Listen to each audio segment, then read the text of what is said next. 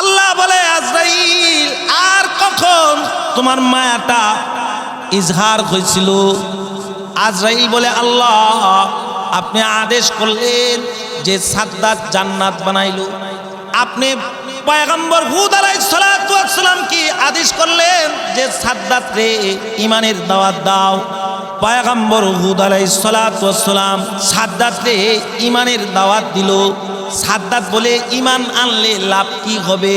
পয়গম্বর হুদ বলে জান্নাতের মালিক হয়ে যাবি। সাদ্দাত বলে জান্নাতে কি কি আছে? পয়গম্বর হুদ বলে হাজার হাজার নাজ নিয়ামত আছে, হুরে গেলমান আছে। একটা ইট স্বর্ণের, একটা ইট রূপার, একটা ইট হীরামণি মুক্তা, এরকম করে মেশকো জাফরান দিয়া কালি হবে। সাদ্দাত বলে ও হুদ তোমার মালিকের জান্নাতে আমি যাবো না, আমি নিজে জান্নাত বানাবো। সাদ্দাত নিজে জান্নাত বানাইলো। তেজি ঘোড়ার উপর আরোহণ করে সাদ্দাত নিজের জান্নাতে ডুববে। ঘোড়ার উপর আরোহণ করে আসতেছে। জান্নাতের দরজা বরাবর যখন আসছে, মালিক তখন আপনি আমারে আদেশ করলেন আজরাইল সাদ্দাত যেন তার বানানো জান্নাতে ঢুকতে না পারে। ও মাওলা, আমি একটা সিরা ফারা পাঞ্জাবি পরা সাদ্দাতের জান্নাতের গেটের সামনে দাঁড়ানো ছিলাম। আমি যখন সাদ্দাতের জান কবজ করতেছিলাম তখনও কিছু সময় বাকি ছিল। তখন সাদ্দাত বলে ভাই আজরাইল আমাকে কি একটু সময় দেওয়া যায় না? ও ভাই আজরাইল আমি আমার বানানো জান্নাতটা একটু দেখবো, আমারে কি দেখার মতো একটু সময় দেওয়া যায় না? আজরাইল বলে আল্লাহ তখন আমার মোহাব্বতটা সাদ্দাতের জন্য মায়া হয়েছিল। আল্লাহ বলে আজরাইল একই মানুষের জন্য তোমার দুইবার মায়া হয়েছে। কেমনে মাওলা? আল্লাহ বলে আজরাইল তুমি যখন সাগরের গভীর মাঝখানে গর্ভবতী মহিলা বাচ্চা প্রসব করার পর তার জানটাকে তুমি যখন কবজ করলা, ও আজরাইল তার জান যখন কবজ করে তুমি চলে আসলা, আমি মালিক, আমি গফফার মালিক, আমি রাজ্জাকে, আমি আল্লাহ ফেরেশতাকে পাঠায় দিলাম। আয় ফেরেশতা যা সাদ্দাত যেন পানিতে না পড়ে। ফেরেশতায় যায় পাহারা দিতেছে। সাদ্দাতের চোখে আমি ঘুম দিয়া দিলাম। সাদ্দাত ঘুমায়া গেছে। নদীর ঢেউয়ে এসে বাসতে আমি নদীর ঢেউ দিলাম। নদীর ঢেউয়ে সে বাসতে বাসতে হায় হায় সাদ্দাত সাগরের এক কিনারায় চলে যায়। বাঘিনীর বাচ্চাকে আমি মালিকে মারা ফেলাইলাম। বাঘিনীর স্তনে দুধের ভার করে দিলাম। দুধের ভারে ব্যথা যন্ত্রণায় বাঘিনী ছটফট করতেছিল। বাঘিনীর পানির পিপাসা লাগাই দিলাম। পানি খাওয়ার জন্য সমুদ্রের তীরে বাঘিনী আসছে। ফেরেশতাকে বললাম ফেরেশতা বাঘিনীর স্তন সাদ্দাতের মুখে দিয়া দে। ফেরেশতা বাঘিনীর স্তন সাদ্দাতের মুখে যখন দিল, সাদ্দাত দুধ খাওয়া আরম্ভ করলো। বাঘিনীর দেখে আমি আরাম দিলাম। ও আজরাইল যে বাঘ মানুষকে ফাইরাসিরা খায়, ওই বাঘ সাদ্দাতরে কাঁধে করে নিজের বাসায় লইয়া যায়। যখন দুধের বার স্তনে হইয়া যাইত, দেউরাইয়া সাদ্দাতের মুখ বরাবর আইসা দাঁড়ায়া যাইত। এই দুনিয়ার মুখে পরে পরকালকে ভুইল না। এই দুনিয়ার মুখে পরে দিন ইসলামকে ভুইল না। পাপ পূরণের বিচার একদিন করবে মালিক রব্বানা। থাকতে সময় করো আমল, ঈমান করো খাঁটি। শেষ ঠিকানা তোমার আমার 3.5 হাত মাটি। আইসো খালি যাইবা খালি, সঙ্গে কিছু যাবে না, যাবে শুধু কাফনের কাপড়, তাও তোমার থাকবে না। ডানে মাটি বামে মাটি, চতুর্দিকে রবে মাটি, উপর দিকে চেয়ে দেখো কাঁচা বাঁশের বিছানা, মাটির বিছানায় থাকবে পরে জনম জনম ভর, থাকতে সময় করো আমল ইমান করো খাটি, শেষ ঠিকানা তোমার আমার 3.5 হাত মাটি।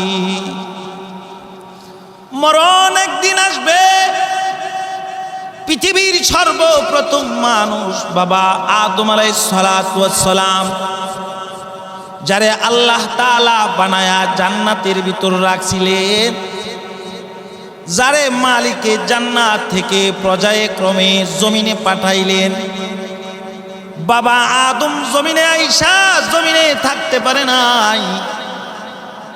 পৃথিবীর জমিনে সর্বপ্রথম রসুল ছিলেন পয়গম্বর নূহ আলাইহিস সালাতু ওয়াস সালাম। যে দোয়া করছে আল্লাহ তাআলা তার দোয়ার কারণে আযাব দিয়া দিছে, নাস্তিক মুরতাদ কাফেরদেরকে ধ্বংস করে দিছে। পয়গম্বর নূহ জমিনে থাকতে পারে নাই। ইব্রাহিমের জন্য আগুনকে মালিক ফুলের বিছানা বানাইছে, ইব্রাহিম জমিনে থাকতে পারে নাই। যে কালিম আল্লাহর লগে তুর পাহাড়ে কথা কইতো, আল্লাহ একটা কইলে কালিম 10টা কইতো, ওই কালিমুল্লাহ থাকতে পারে নাই। এমন কি কালিম যে আজরাইলে থাপ্পড় দিয়া চোখ উঠায় আলায়, কিন্তু জমিনে থাকা যায় না। কালিমুল্লাহর কাছে একদিন আজরাইল আইছে। আজরাইলের কাছে কোনো নেতাগিরি চলে না, আজরাইলের কাছে কোনো বাহাদুরি চলে না। আজরাইল কারো মুখাপেক্ষী নয়, একমাত্র আল্লাহ ছাড়া। কাচের গরো আজরাইল ঢুকে যায়, আজরাইল ঢুকতে দরজা খোলা লাগে না, জানালা খোলা লাগে না। ওই আজরাইল গেছে পয়গম্বর মুসা আলাইহিস সালাতু ওয়াস সালামের জান কবজ করার জন্য। পয়গম্বর গোসায় আজরাইলে থাপ্পড় মেরে দিছে। আজরাইল থাপ্পড় খাওয়ার সাথে সাথে আজরাইলের একটা চোখ উপড়ে গেছে। আজরাইল চক্ষু হাতে করে লইয়া আল্লাহর দরবারে গিয়া কয়, আল্লাহ আপনার পয়গম্বর কালিম বুঝি মরবে না, তার জান কবজ করতে গেছিলাম, ও মাওলা কালিম আমারে থাপ্পড় দিয়া আমার চোখ উপড়ে ফেলাইছে। আল্লাহ বলে, আজরাইল তুমি বুঝি আমার কালিমের লগে ভালো করে কথা বলো নাই, যায়া বুঝি জান কবজ করার লাগে চাইছিলা। সবার মেজাজ কিন্তু এক নয়। আমার এই পয়গম্বরের মেজাজ হলো গরম মেজাজ। ও কালিম আবার আমার পয়গম্বরের কাছে যাও, যায়া বইল যদি জমিনে থাকতে চায় তাহলে থাকারও সুযোগ আছে। ছাগল বা গরু পশম জাতীয় প্রাণীর ভিতরে যেন কালিমুল্লাহ তার হাতটা রাখে, তার হাতের নিচে যতটা পশম পড়বে তত বছরের হায়াত পাবে। আর বইল যদি এখন আমার সাথে যান তাহলে আল্লাহরে যে দেখতে চাইছিলেন, আল্লাহ যে কইছে লাং তারনি, আমাকে দেখা যাবে না। যদি এখন যান মালিকের লগে মুলাকাত হইয়া যাবে, মাওলারে দেখতে পাইবে। আল্লাহর কথা শুই না আজরাইল চলে আসছে কালিমুল্লাহর কাছে। আইসা এবার সালাম দিয়া আদবের সহিত বসে রয়েছে। পয়গম্বর আলাইহিস সালাতু ওয়াস সালাম বলে, কেন এবার আসছো, আবার কেন আসছো? এবার আজরাইল বলে, ওগো আল্লাহর নবী, আল্লাহ বলেছে যদি আপনি জমিনে থাকতে চান তো থাকতে পারবেন। পশম জাতীয় প্রাণীর উপরে আপনার হাত রাখেন, হাতের নিচে যতটা পশম পড়বে তত বছরের হায়াত আপনি পাবেন। ও কালিম, আর যদি আপনি এখন আমার সাথে যান তো মালিকের লগে আপনার মুলাকাত হবে। এ কথাটা আজরাইলের কাছ থেকে শোনার সাথে সাথে পয়গম্বর মুসা আলাইহিস সালাতু ওয়াস সালাম যাওয়ার লাইগা পাগল হয়ে গেছে, মরার লাইগা তৈয়ার হয়ে গেছে। পৃথিবীর জমিনে যত নবী আছে কেউ জমিনে থাকতে পারে নাই। বাবা আদম থাকতে পারে নাই, নূহ আলাইহিস সালাতু ওয়াস সালাম থাকতে পারে নাই, ইব্রাহিম থাকতে পারে নাই, মুসা কালিমুল্লাহ থাকতে পারে নাই, ঈসা রূহুল্লাহ থাকতে পারে নাই। ১০০ লক্ষ নবী দুনিয়ার জমিনে আল্লাহ তাআলা পাঠাইছে, কেউ জমিনের উপরে থাকতে পারে নাই। এমনকি যারে না বানাইলে আসমান বানাইতো না, যারে না বানাইলে জমিন বানাইতো না, যারে না বানাইলে চাঁদ বানাইতো না, সূর্য বানাইতো না। শ্রেষ্ঠ নবী মুহাম্মদুর রাসূলুল্লাহ সাল্লাল্লাহু আলাইহি ওয়াসাল্লাম জমিনে থাকতে পারে না। শুধু কি পয়গম্বর থাকতে পারে নাই কয় না, পৃথিবীর জমিনে যত বড় বড় জালেম ছিল কেউ থাকতে পারে নাই। কারুন থাকতে পারে নাই, হামান থাকতে পারে নাই, আবু জাহেল থাকতে পারে নাই, নমরুদ থাকতে পারে নাই, সাদ্দাতের মতো জালেম জমিনে থাকতে পারে নাই। যে জালেমে জান্নাত বানায় আল্লাহর জান্নাতে যাবে না। বানাইছে জান্নাত ঠিকই, কিন্তু নিজের বানানো জান্নাতে ঢুকতে পারে নাই। নিজের বানানো জান্নাত নিজে ঢুকতে পারে নাই। আল্লাহ তাআলা একদিন আজরাইলকে ডেকে বলে, আজরাইল, আমি যে তোমারে মহাব্বত দিছি, একটু মহাব্বত, এই মহাব্বতটা কি কখনো উতলাইছিল নাকি? আজরাইল বলে, আল্লাহ, এই মহাব্বতটা আমার 2 বার উতলাইছিল, 2 বার ইজহার হয়েছিল। আল্লাহ বলে, আজরাইল কখন কখন? আজরাইল বলে, আল্লাহ, একবার আমার মহাব্বতটা ইজহার হয়েছিল, আপনি যখন আদেশ করলেন। ও আজরাইল, সাগরের গভীরে একটা জাহাজ ঢুকে পড়ছে, সাগরের মাঝখানে জাহাজটা আছে। ও আজরাইল, তুমি যায়া এই জাহাজটাকে ডুবাইয়া দিবা। ও আজরাইল, এই জাহাজে যত মানুষ আছে সমস্ত মানুষের জান কবজ করবা। তবে আজরাইল, এই জাহাজের ভিতরে একটা গর্ভবতী নারী আছে, যার বাচ্চার ডেলিভারির সময় হয়েছে, তার জানটা কিন্তু কবজ করো না। জাহাজ থেকে একটা কাঠের টুকরা তার বরাবর বাসায়া দিও। জাহাজ থেকে কাঠের একটা খণ্ড উঠায়া গর্ভবতী মহিলার বরাবর বাসায়া দিও। আজরাইল আইসা জাহাজ ডুবাইয়া দিছে। জাহাজের ভিতর যত ইনসান ছিল সবার জান আজরাইল কবজ করল। জাহাজ থেকে একটা কাঠের টুকরা গর্ভবতী মহিলার বরাবর আজরাইল বাসায়া দিল। আজরাইল যখন কাঠের টুকরাটা বাসায়া দিল, মহিলা লাফ দিয়া কাঠের টুকরায় উঠা শুয়া পড়ল। কিছুক্ষণ পরে বাচ্চা প্রসব হইল। চাঁদের মতো সুন্দর একটা ছেলে বাচ্চা প্রসব হইল।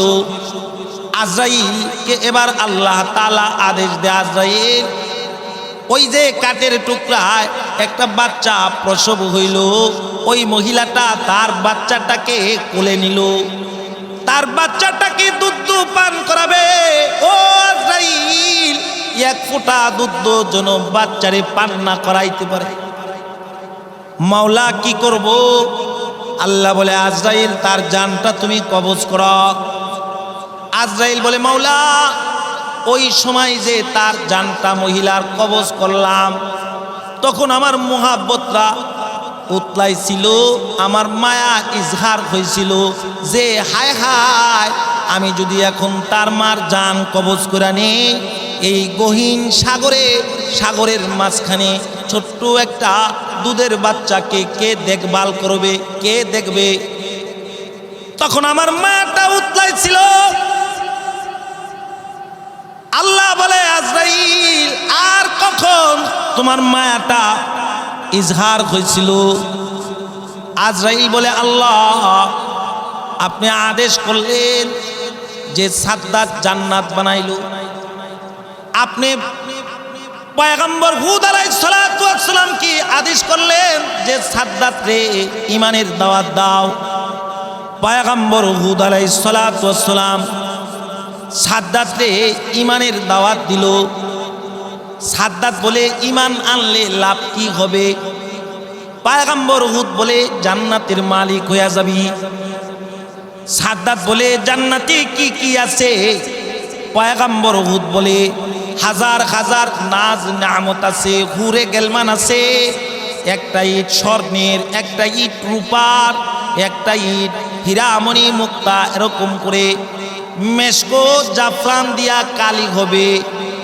সাদ্দাত বলে, ও হুদ তোমার মালিকের জান্নাতে আমি যাবো না, আমি নিজে জান্নাত বানাবো। সাদ্দাত নিজে জান্নাত বানাইলো।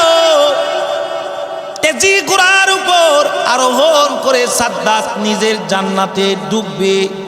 ঘোড়ার উপর আরোহণ করে আসতেছে। জান্নাতের দরজা বরাবর যখন আসছে, মালিক তখন আপনি আমারে আদেশ করলেন, আজরাইল সাদ্দাত যেন তার বানানো জান্নাতে ঢুকতে না পারে।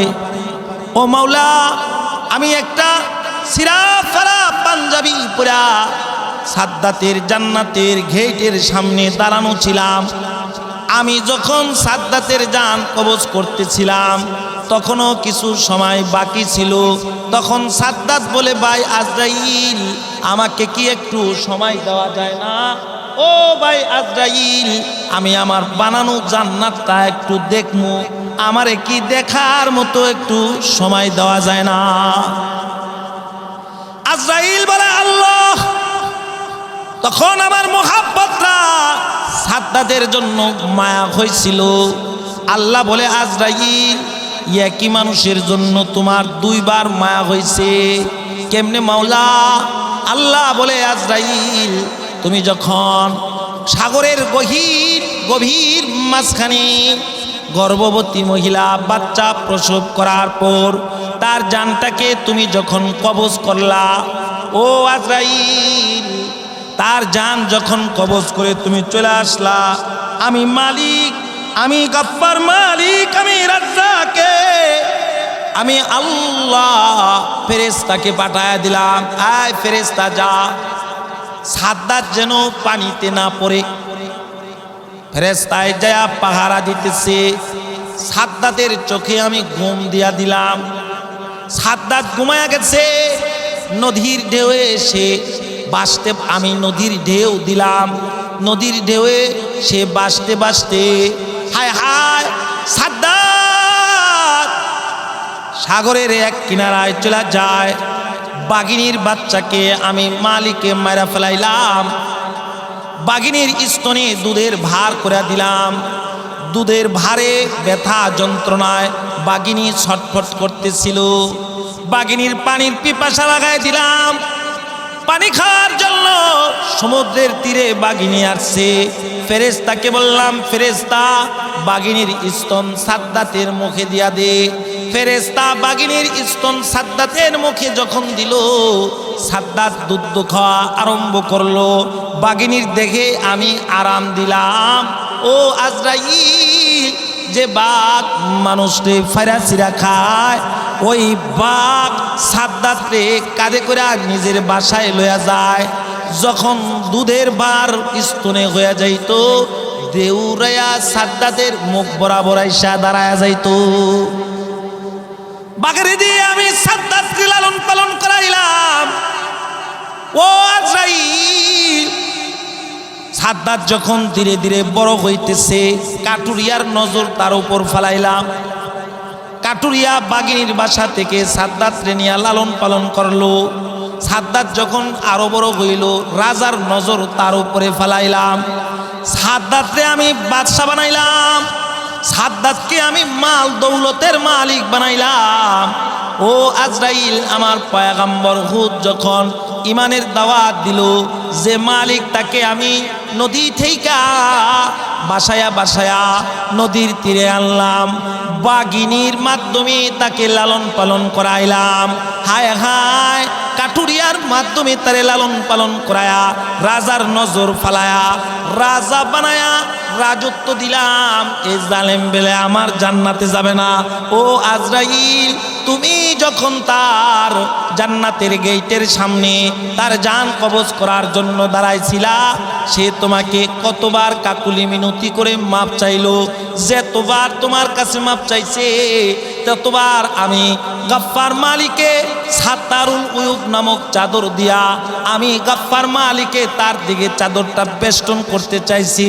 এই জালেমে যদি একবার আমাকে আল্লাহ বলা ডাক দিয়া বলতো, আল্লাহ আমাকে মাফ করে দাও, ও আজরাইল, সাথে সাথে আমি আল্লাহ তারে মাফ করা আমার সাত্তারুল উয়ুব নামক চাদর দিয়া তারে ডাইকা, তার গোনাগুলা ডাইকা আমি মালিকে তার জান্নাতের মালিক বানায়া দিতাম।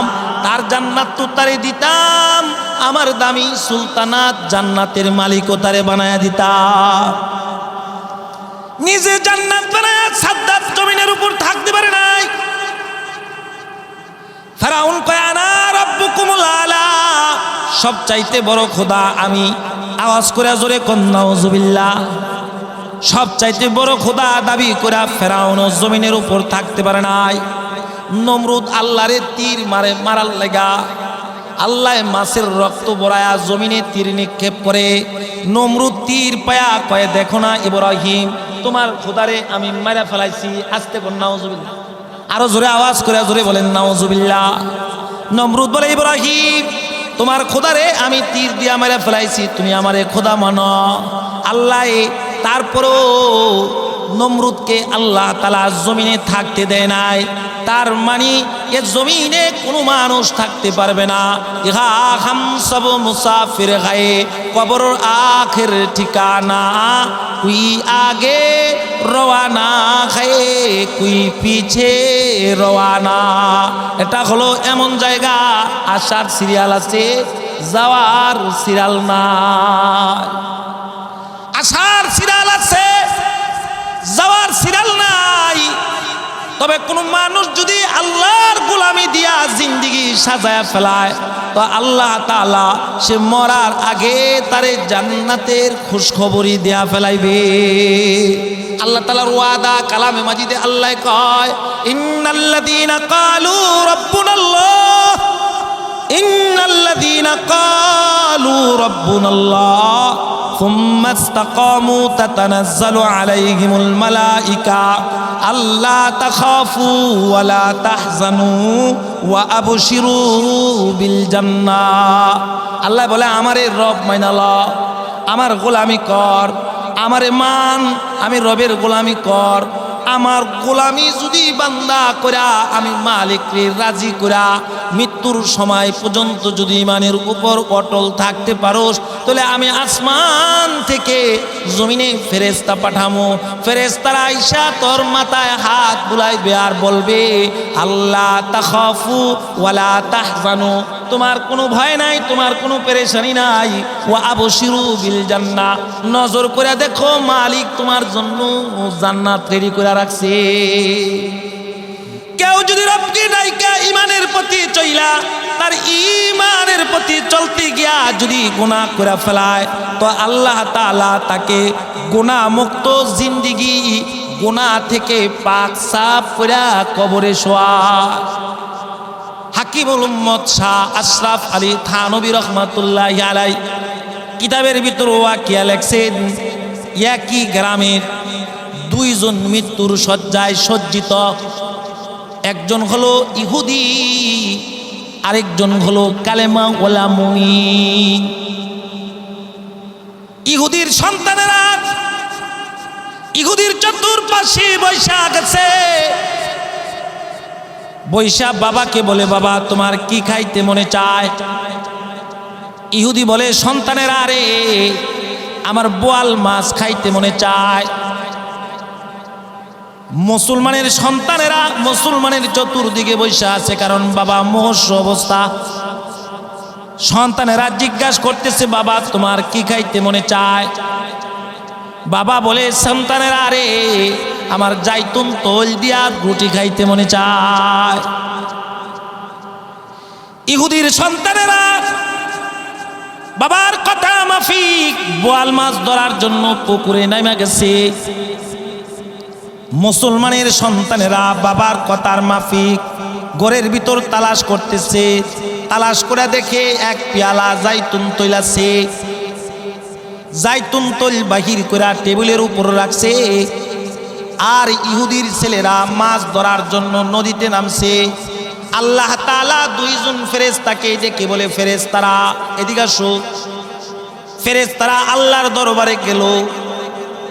এক ফেরেশতাকে আল্লাহ বলতেছে, এই ফেরেশতা, ওই যে ইহুদি মরবে, মৃত্যুর শয্যায় সজ্জিত, তার বোয়াল মাছ খাইতে মনে চাইছে। তার সন্তানেরা বোয়াল মাছ ধরার লেগা পুকুরে নামছে। আমি জানি পুকুরে বোয়াল মাছ নাই, তুমি যাও নদী থেকে একটা বোয়াল মাছ ধরা পুকুরে রাইখা দিয়ে আসবা। ফেরেশতা চলে আসছে। আরে ফেরেশতা কি বলে, আই ফেরেশতা, ওই যে মুসলমান মরবে, তার সন্তানেরা জাইতুন তৈল দিয়া রুটি বানাইবে, কারণ তার জাইতুন তৈল দিয়া রুটি খাইতে মনে চায়। তার ঘরে এক পেয়ালা জাইতুন তৈল আছে।